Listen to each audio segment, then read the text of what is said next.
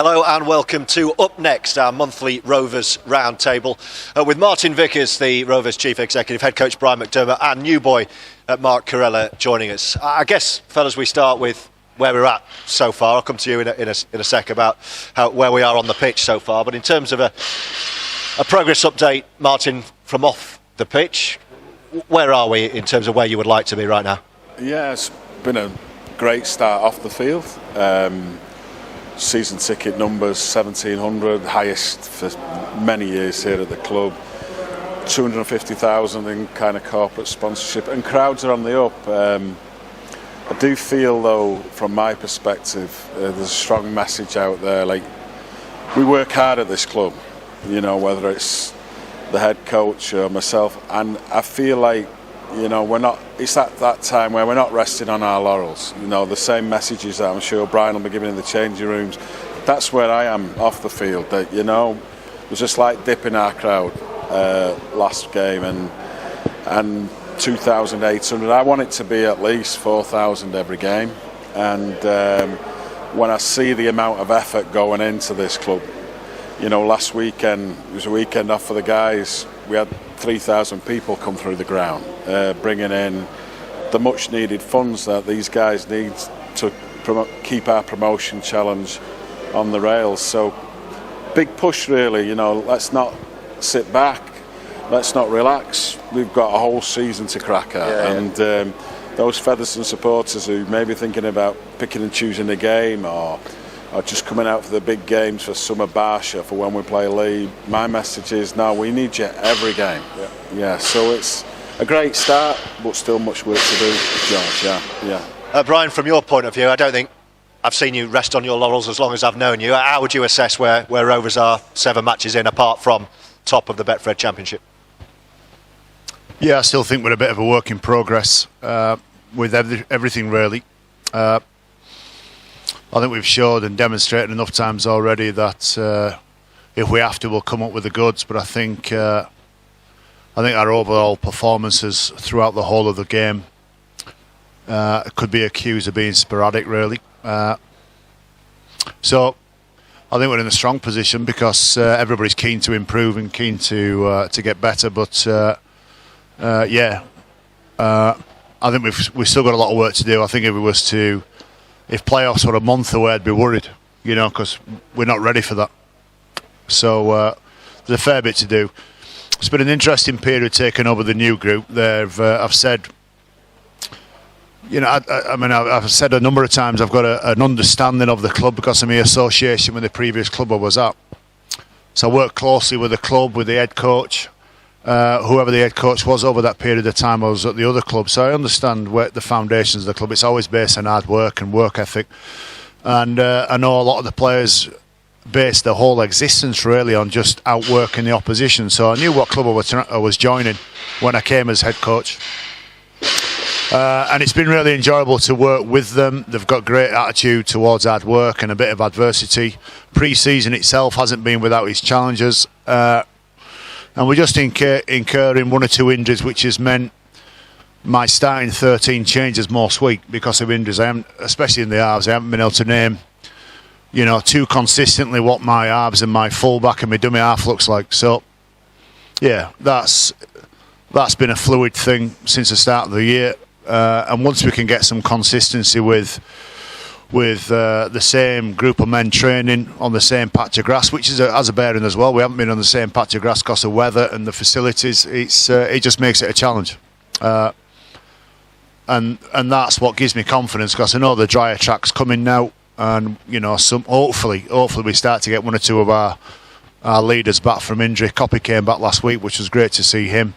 And we can start improving and gradually getting more consistency throughout the whole of that 80-minute period. That starting 13 is going to keep changing because you brought this guy in. How have you found your first few weeks at Featherstone, and how do you like working with this guy next to you? Oh, he's all right. Knows a thing or two about the game, but I've really enjoyed myself. You know, I've had a lot of support since coming over. Been very welcomed by all the boys, which has been mad too. I think my first game I was was pretty happy with it, considering it was my first game. A few cobwebs also too. But You told me your lungs were burning. yeah, a little bit. Yeah, it's just because it's different, isn't it? Like, you know, training on the side is completely different to when you're out there on the field. And, you know, here what I noticed is we play really fast. Got a lot of big boys, obviously, but, you know, you get a lot of offloads and stuff that happen. And I just happened to just miss that jump just that little bit in the game, which, you know, I'm not super upset about, because I know that was my first game, and like Brian was saying too, there's plenty of room for improvement. But all in all, like, I've actually been really enjoying myself the past 2 weeks. Bringing players like Mark in, Martin, and when we talk a lot about Super League around this club, it feels like, well, we know that's where we want to be here. Signings like that, they're great statements of intent, aren't they? Absolutely. When I came to the club, I came because it's a year ago now, and I was excited about the possibilities of this club. When I sat down with Mark Campbell, there was a real focus on this being a strong year where that promotion challenge is right out there. So look, we've got some really experienced people around this club that can spot an opportunity off the field as much as we can on the field, and we didn't hesitate when we knew Mark's name came up there, because we've already got a fantastically strong squad. But you've got to continuously search for that last 1% that's going to get us into Super League, and it won't just stop at Mark.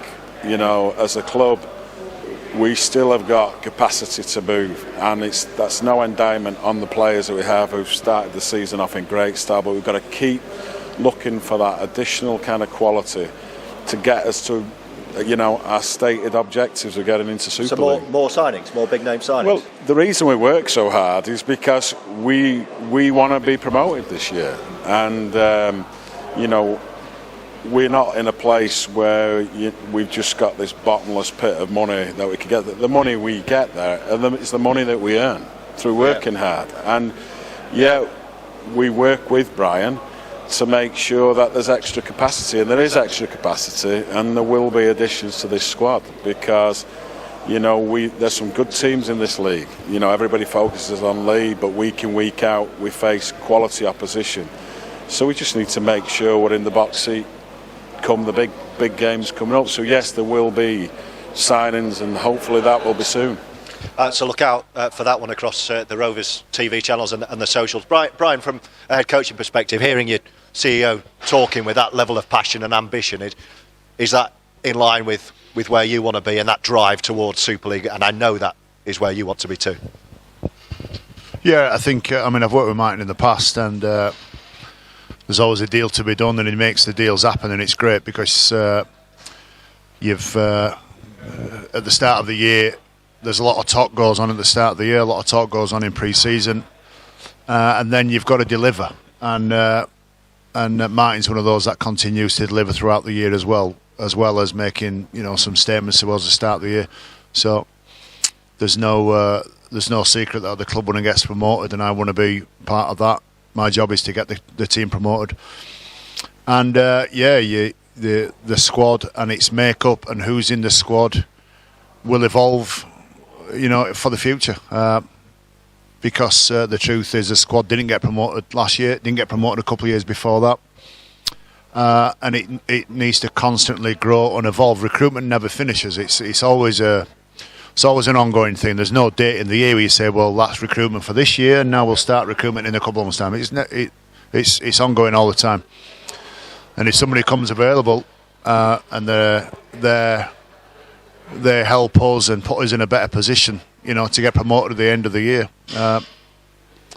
it's good that the club has got that mentality about them. So the reason I'm just hesitating a little bit is because we're always the other thing that you've got to consider is just the health and the values of your squad as well. It's not just a case of just signing anybody and bringing anybody in, even if they are, on paper, a really good player. So, I signed Mark Kheirallah, and we've got a really good full-back in Brandon Pickersgill, and that was a big decision. Massive for Brandon that we brought Mark in.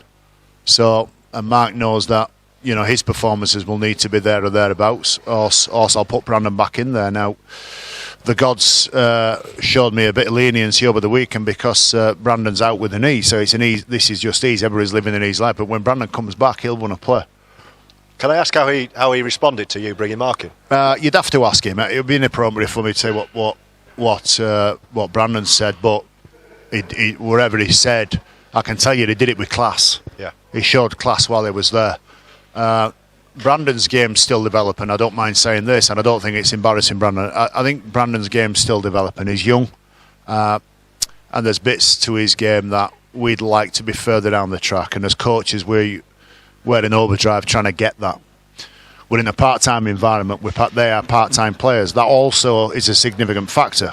If Brandon Pickersgill wants to really, really make the strides forward in his game, and I use him as a test case. We've got about another 4 or 5 players in the squad who I think their game needs to be further in front of where it's at.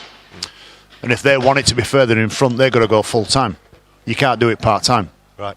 That's just one of the anomalies, and we're at a part-time club, so the task ahead of us is big. That's why recruitment's massive.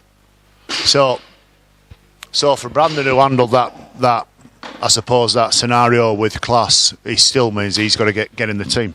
And we'll play Brandon. You know, Mark won't play every single game to the end of the year. I'm sure Mark will pick up a knock and he might need a week off. And when Brandon goes in, if he nails it, then I've got a problem, because I've got to go say to Mark, right, you're going to wait your turn a little bit. Now that's a really healthy and it's a really progressive position to be in. Your squad progresses, your squad improves. You know, competition with places is healthy. As long as I pick the team with integrity every week and we recruit with integrity every week. So just the fact that there's a good player out there doesn't necessarily mean we're going to get them, because they need to fit into what we do. They need to buy into the values of what the club's got. I can see Mark listening, watching you listening to Mark and also to Martin nodding along. You're thinking, yep, this is why I came. This is why I joined this club. What they're saying is what you have signed up for as an elite athlete. Yeah, definitely. I think, what Mark was saying about the competition, it's what pushes you forward faster. That's something I found when being in here is, the boys are just constantly pushing themselves, and it's a fair play to Pickers. Like, he came up and shook my hand and stuff when we off games. It said, welcome in. Like I said before, all the boys have welcomed in when I first arrived. But yeah, you can feel it. That's something I said to my parents and that back home is, missus is like, you can feel the energy in the place, and it's just this constant strive for to be better. And, it's exciting. And that's something that I'm really proud to be a part of. And as a player, as Brian does as a coach, what it takes to take that step from the Championship up into Super League to gain promotion. So how much responsibility is there on you and the players, and how do you go about putting that work in to get the results for the guy sat next to you and to get the fans in for the guy sat next to me so that everyone's happy? Yeah, it's just about doing your job. That's what a few of us get paid to do full time, So for us especially too, it's a big responsibility to make sure that we bring that little bit extra, and to help the rest of the team to sort of get to a place that we do win that final game. And that's why I think I've been brought to the club, is to show a part of my leadership, which is what I've done with Toulouse over the past couple of years, and to constantly grow the club, And I think once we start getting into a bit more drier tracks, like Michael was saying, or we start to get more cohesion and more connections between each other and get used to playing with each other, I think it'll start being a lot more exciting. I'm pumped to be playing with blokes like Junior Moores and Cuthbertson and Jesse and that, because good offloads. For me, that's the bread and butter. So I think that's what we got to look forward to in the months ahead. And the guys have mentioned the part-time environment. You running the business as you do, how is that different to perhaps other places you've been in? And also, you look at the table and it's Featherstone or Lee, so there's a difference there in terms of how the two clubs are run. Yeah, I think Brian sets this kind of out pretty well in some of his description, when actually, we've been at part-time clubs, we've been at full-time clubs, and we've had full-time clubs that they're on the way home at half 11. Yeah. They've been in at 7 and they're home at half 11, and this, that and the other. Yeah, It's great for the rehab, and that's the big single advantage over that. But what you have here is, and I think when I came into this environment, what I see is real hard-working guys who come straight from the shift and into an environment. As Featherstone Rovers has traditionally been, with the guys years ago going down the mine and then coming to play rugby. And these guys are living examples of it. And the things players tell me who've come out of that full-time environment is there's no moans and groans. They're straight into the job. And that's how it feels from an outsider looking in. You know, and what I can say in terms of off the field, the way this is running is right up there with the best Super League clubs. You know, when I look at being top 4 in terms of our marketing and media and the whole clubs, that's who we benchmark ourselves against, not against Lee and Halifax. We benchmark ourselves against Wigan and Hull. And we've been right up there for the last 3 or 4 things. 1 million engagements in the last 12 months. These are all great things that we're doing. Our commercial levels are probably up there with Wakefield and Castleford in our own neighbourhood. You know, so actually, you know, it's a full-time club. It's a Super League club in waiting. And I think we've made great strides in getting that out there. I think people are sitting up. I've had Super League chairmen talk to me and others saying, yeah, maybe this is that time. And I don't think we were there. When we had that kind of who's going to get the 12th place in the league, I think Featherstone weren't on the top of that list. I'd be surprised if we're not right at the top now of that list. Not because we're part-time or full-time, because we're a classy club who knows how to run the joint, you know, on and off the field. Is that a conversation that annoys you, Brian, the part-time versus full-time thing, what you should or shouldn't be, and the frustrations that come along with it? You're a guy who's just always used to having worked in that full-time professional environment, winning all the trophies you did elsewhere.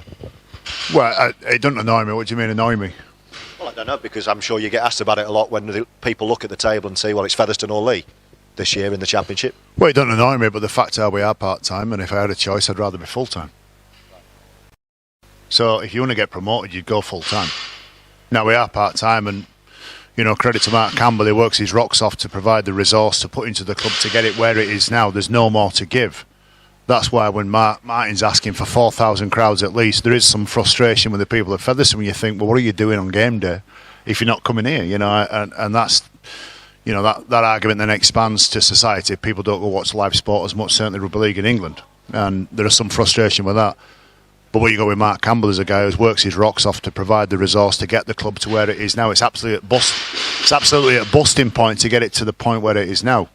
But if you want to get promoted, you go full time. Yeah. You won't mince around being part time, you know, and then everybody has to work extremely hard to then get promoted.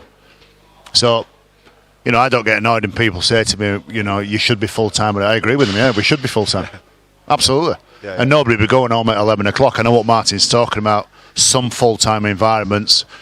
Again, it's another conversation, but it breeds softness, it breeds lethargy, it breeds apathy within players because they don't know what work ethic is. And they don't do a day's work at the end of the week. They don't have the satisfaction of putting in a week's worth of graft. So by the time you come to defend your trial line, you've got to do it time and time again. It becomes a problem for them. Because of the environment that they're working. If we were full-time, it wouldn't be like that. And I think a lot of Super League clubs have got it right.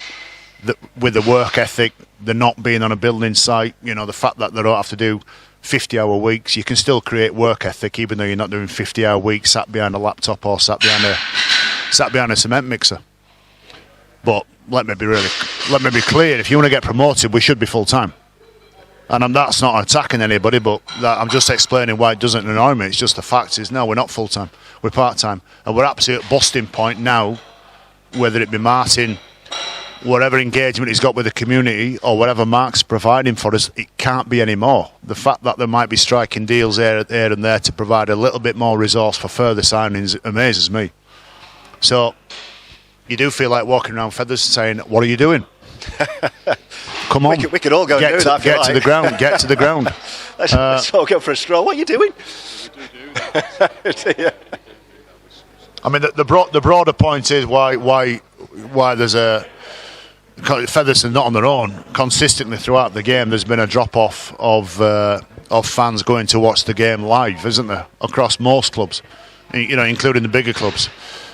And I think, I'll tell you one thing I've learned over the years being a player and a coach is people buy into a set of values and a set of standards, and they buy into a feeling of the club. They don't just go watch them cost the winning or losing. That's part of it, but that's not the only reason why. So I think the anomaly for us is that I think there's an anomaly in that there's some really, really good things happening, and there is some momentum gathering around the club. We're signing on the quality players. The players who are already here are busting a gut to do that. If they could watch these guys and follow somebody like James Lockwood or somebody like Morgan Smith through the working week and follow them, I'm sure they'll be impressed by the work ethic. At the moment, it's not being replicated by bums on seats at game day. So somebody's signalling you out there. Somebody's currently signalling you out there. Someone's just written something that I couldn't read on a... I had my eyes lasered about 15 years ago, and they're not as good as they used to be, Brian. I'm over here. Look, this thing about our crowds are bucking the trend. That's post-COVID. Our crowds are at about 3,300, which compares with about 1,752,000. So that's a strong improvement. But the same kind of search for your last 10% isn't just a thing that you do on and off the field. It's how you look at yourself as a supporter. Because actually, if that 10% of do I go to the game or do I go to my caravan in Bridlington Easter weekend, it's non-negotiable. Bring your caravan here, park it up in the car park. It is absolutely non-negotiable. If you support this club, we need your support more than we've ever. What are we doing about it? Well, we've got 1,000 kids that go in for free with season tickets. What do we do about it? We're coaching every week at the two main high schools. This hasn't been done at this club for years. And then we're engaging with all these kids around there. We're doing it to earn the respect, because that last 10% that we get to get 4,000 crowds helps us support these guys here. Not just with star players and signings. It's whether it's about logistically they need things to support what they do. Brian has a long list of things he would like to see improving around our training environment, and we've got to work hard to get there. Like he says, we're bursting at the seams, aspiring to those things, but it's just that last push right across the club we really need to focus on. And it's what better way to start? It's a holiday Good Friday. It's like it's going to be 21 degrees in sunny Featherstone. Is it really? It is. So we need those, not just the community. I hate when we talk about Featherstone as a village. There's 100,000 people around this area, and actually, come on, let's get there. This team is something to be really proud of. Let's talk then for a couple of minutes about the next game Friday. Barrow here, and then I think it's Bradford the following a week Monday after that away. I'm sure you'll be keen to get involved for those two. I don't know how much you've seen of Barrow. They've been flying, Mark, this year. Yeah, they've done really well. They've got a few players that are really electric. A couple of very sporadic players also too. Well, the player in Maludi who's got a couple of months off now as well. Oh yeah. But to their credit, they're doing well this year. In the past few years of championship, I wouldn't have taken them. I would say I wouldn't have gone into it as hard as say maybe a Featherstone or a Lee, but definitely Friday need to come with all guns blazing, because they seem to be pulling the pants down for a lot of teams. So, and just for me personally, I want to get back out there and have another game. Really. Yeah, get your lungs sorted out. What about your preparation out of that? I'm looking forward to calling that one, Brian, on Friday. That feels like it could be a really good game.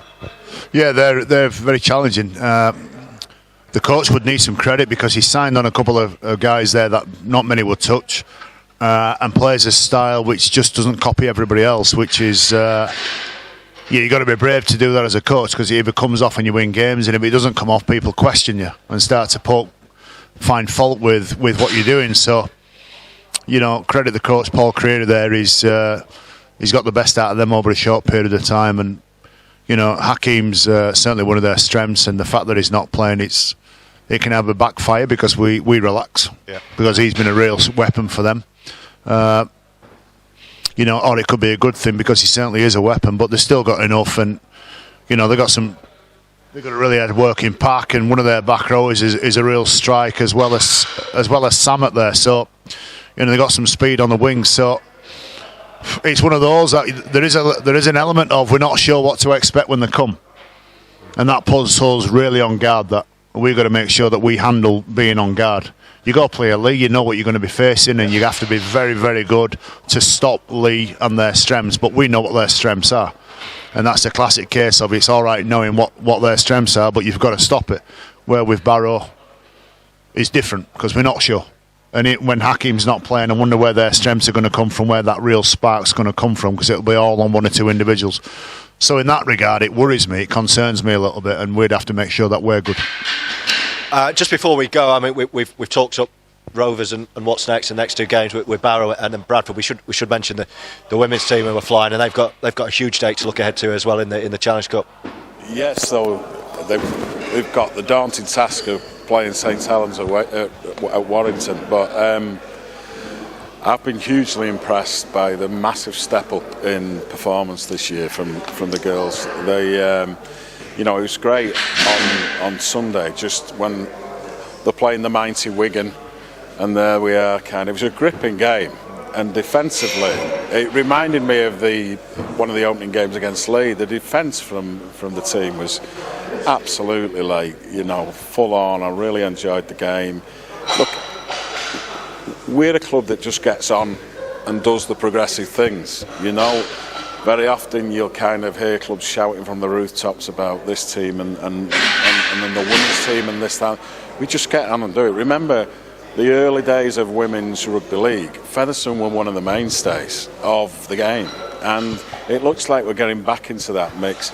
And just as important to me on Sunday, we didn't just have one but two learning disability teams at the festival at Warrington. And although we don't count if they win or not, certainly the guys who are in the team count if they win or not. And they've all been, just remember, they're being trained and coached by our players. We have our staff fully participate in what they do, and that's what this club's good at. We're good at doing the right things by our supporters. We've got great core values, and maybe the thing that hasn't always been the best about this club, we don't always shout about it, and now we are doing. And actually, we should be doing. It's a very proud club, a very proud fan base. 30,000 kids came through this club last year just doing community activities. Let's not think of it as the village anymore. 30,000 kids that are doing stuff with us. It's just, whether it's a women's team or the learning disability team, just fortunate to be in the job that I'm in. It's a very progressive club. Martin, great to see you. Brian, always a pleasure. Mark, great to see you as well. And I think we're going to go for a stroll, all four of us, through Featherstone and ask people what you're doing. Hopefully we will see you on Friday. Good Friday, Barrow at home here at the Millennium Stadium, Post Office Road, a 6 o'clock kick-off. We look forward to seeing you then.